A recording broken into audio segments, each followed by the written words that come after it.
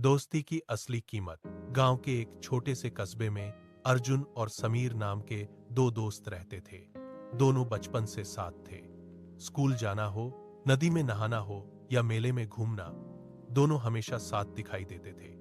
पूरे गांव में उनकी दोस्ती की मिसाल दी जाती थी। अर्जुन गरीब परिवार से था। उसके पिता खेतों में मजदूरी करते थे। वहीं समीर के पिता की कपड़ों की बड़ी दुकान थी।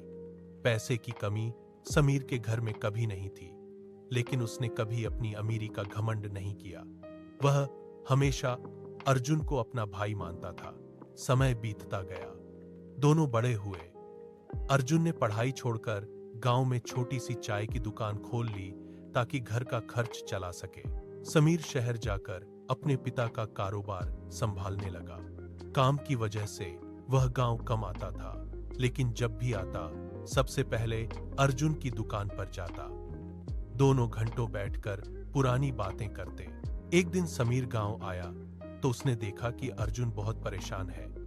पूछने पर अर्जुन ने बात टाल दी, लेकिन काफी जोर देने पर उसने बताया कि उसकी मां बहुत बीमार है।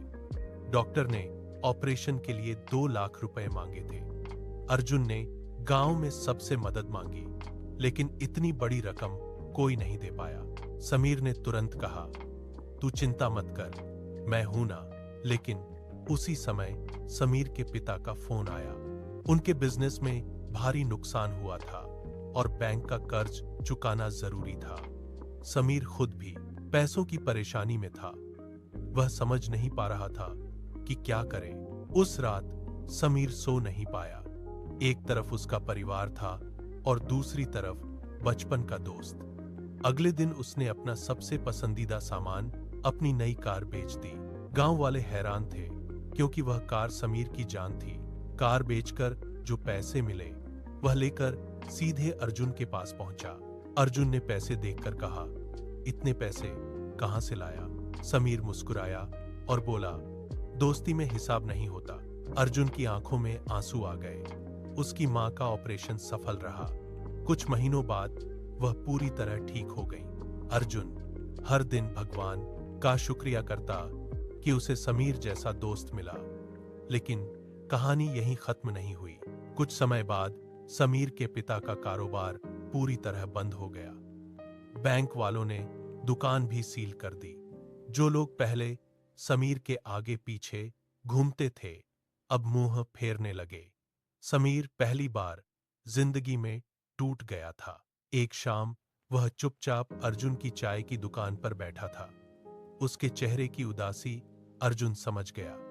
अर्जुन बोला, अब मेरी बारी है। समीर ने हैरानी से पूछा, क्या मतलब? अर्जुन अंदर गया और एक फाइल लेकर आया। उसमें दुकान के कागज और कुछ पैसे थे। अर्जुन बोला, मैंने पिछले कई महीनों से मेहनत करके पैसे बचाए हैं।